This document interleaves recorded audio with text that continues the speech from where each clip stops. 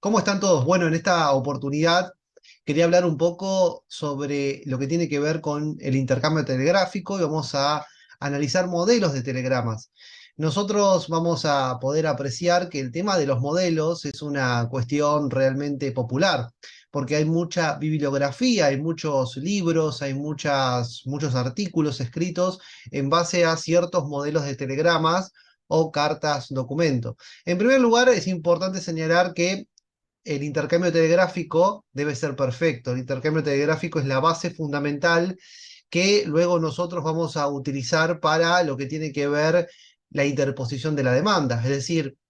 el intercambio telegráfico es la base de la demanda laboral que nosotros vamos a interponer ante un organismo jurisdiccional. Por ejemplo, en este caso sería un juzgado o un tribunal laboral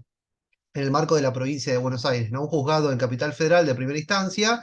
y en provincia de Buenos Aires vamos a tener lo que serían los tribunales laborales. Entonces nosotros, con respecto a esto, vamos a decir específicamente que el intercambio telegráfico debe ser perfecto porque tiene que tener una serie de elementos, tiene que tener una descripción fáctica, una descripción de los hechos, sucinta, bastante clara, concisa, concreta, porque tampoco vamos a poder extendernos demasiado en un telegrama o en una carta documento,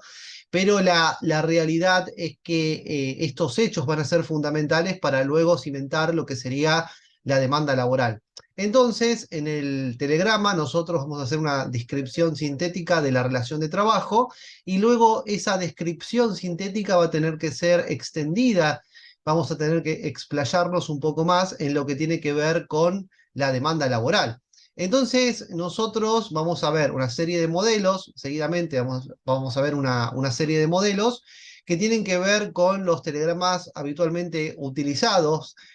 por los profesionales del derecho, con el objetivo básicamente de intimar al empleador a la registración laboral. Entonces, estamos hablando de casos que tienen que ver con el trabajo no registrado y con la exigencia y la intimación correspondiente respecto a una serie de rubros fundamentales que nacen de la ley de contrato de trabajo. Bueno, vamos a comenzar con el primer telegrama, el telegrama número uno. Y el telegrama número uno habla de que en virtud de la negativa de tareas desde fecha tal, es decir, que esto comienza mal, ya la relación de trabajo viene de alguna forma desgastada, porque en realidad como las relaciones humanas se van desgastando con el tiempo, también obviamente las relaciones laborales también se desgastan. Esto puede haber pasado porque, por ejemplo, se le ha negado al trabajador eh, que se le otorguen ciertas tareas, es decir, que el trabajador no puede trabajar porque se le negó, por ejemplo, que entre a determinado local, a determinado establecimiento laboral, o no se le otorgaron las tareas que le corresponden según su categoría, entre comillas, porque la realidad es que no está dado de alta en AFIP, es decir, que no está denunciado el contrato de trabajo ante los organismos de la seguridad social correspondientes. Entonces, acá lo que se hace ante la negativa de tareas, porque la plataforma fáctica tiene que ver con que al trabajador, por ejemplo, no se le otorgan tareas o directamente no se le impide acceder al local o al establecimiento donde habitualmente trabaja o se reporta, ¿no? Entonces, se intima al empleador, acá dice, bueno, se intima, si mismo manifiesta el mismo plazo, se procederá a registrar la relación laboral que nos une a la fecha. Em, También, bueno, ante la negativa de tareas, lo que se hace es intimar formalmente el plazo de 48 horas, se aclara la situación laboral, es decir, en qué situación nos encontramos, pero ya sabemos que es una situación totalmente clandestina, porque es un trabajo no registrado. Se deberá manifestar si se procederá o no a la registración laboral, toda vez que la misma se encuentra marginada de los registros de Contralor, obviando con ello de manera grave las disposiciones que hacen el ordenamiento jurídico laboral. Entonces, acá lo que el letrado debe realizar es denunciar los datos verídicos propios de la relación de trabajo, es decir, en este caso la fecha real de ingreso, la categoría, qué clase de tareas se estaba prestando, el convenio colectivo aplicable a la actividad, cuál era la jornada, si es una jornada parcial o una jornada mucho más extensa, y si la remuneración que en realidad le correspondía por la categoría laboral o la que habitualmente estaba percibiendo el trabajador. También acá se lo está intimando que se abonen las horas extras que se le deben, las vacaciones que se le deben que están adeudadas y el SAC íntegro, porque generalmente, obviamente que el aguinaldo en el trabajo no registrado no se le va a pagar al trabajador. Y acá también habla de un apercibimiento, ¿no? Entonces, todo ello bajo percibimiento de en caso de negativa y o silencio a mis peticiones, de considerarme gravemente injuriado y despedido por vuestra exclusiva culpa y responsabilidad y serle pasible las multas dispuestas por la ley 2403. Bueno, repasando. En caso de negativo silencio, es decir, que el empleador niega la relación de trabajo y niega que le correspondan al trabajador las multas y niega que exista una relación de trabajo entre ese trabajador y el empleador, en ese supuesto caso, el trabajador se va a tener que considerar que se encuentra injuriado. La injuria tiene que ser grave. La injuria tiene que ver básicamente con la no registración del trabajo y también la configuración de esta injuria grave tiene que ver con básicamente la negativa del empleador al defenderse mediante carta documento, la negativa del empleador a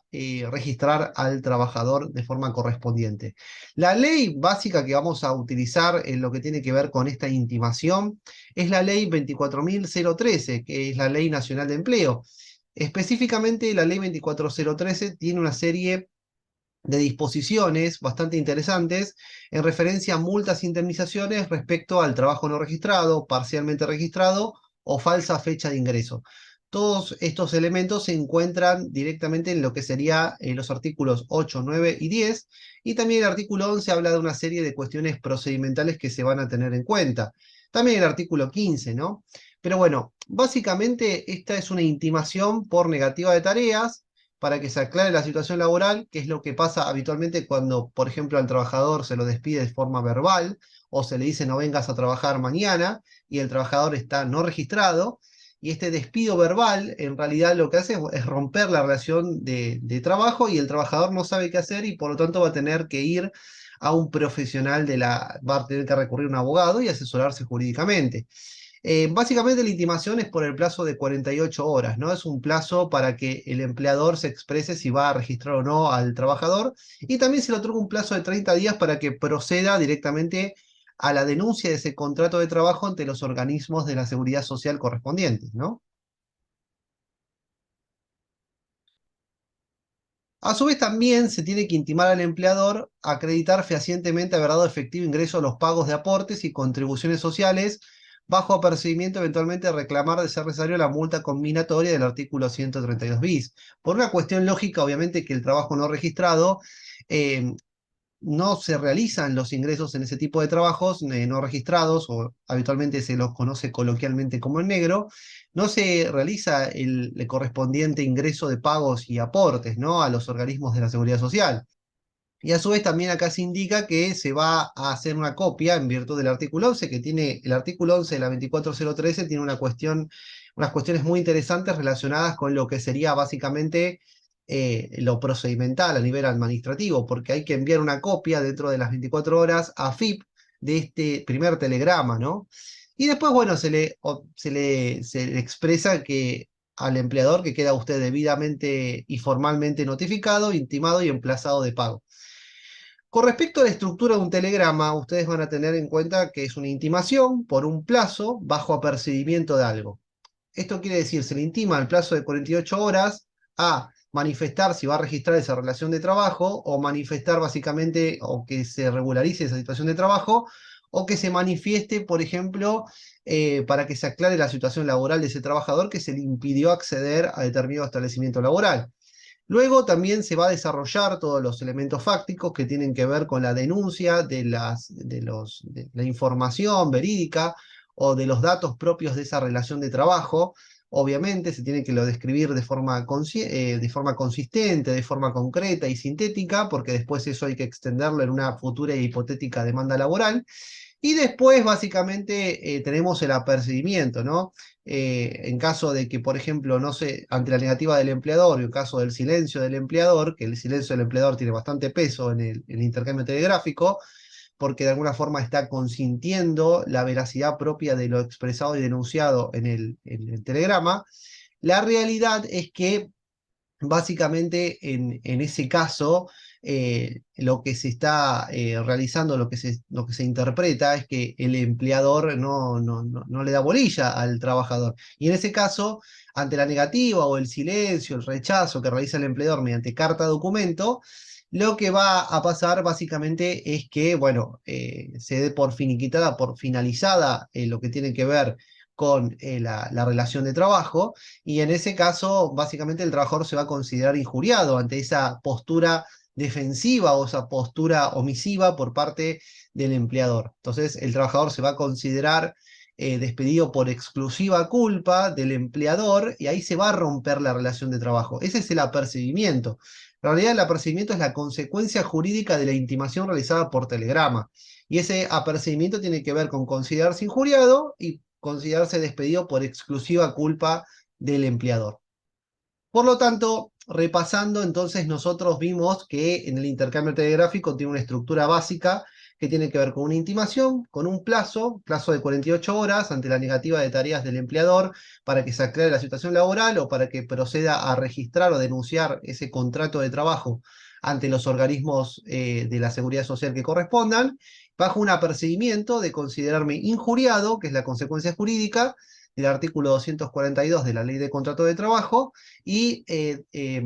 y obviamente despedido indirectamente por exclusiva culpa del empleador. Esa sería la estructura básica y posteriormente nosotros vamos a ver que también hay ciertas circunstancias que se pueden llegar a dar, pero también recuerden que ese telegrama en realidad deberá enviarse una copia en el plazo de 24 horas a AFIP, de acuerdo al artículo 11 de la ley 24.013. Espero que este video les haya gustado y próximamente vamos a analizar desde la teoría y desde la práctica otra intimación, otro modelo de telegrama y modelos de cartas documento utilizados por el empleador, por ejemplo, para desarrollar o desplegar lo que tiene que ver las intimaciones por el incumplimiento de obligaciones que se encuentran consagradas en la ley de contrato de trabajo. Espero que este video les haya ayudado, les haya sido de ayuda y nos vemos en los próximos días.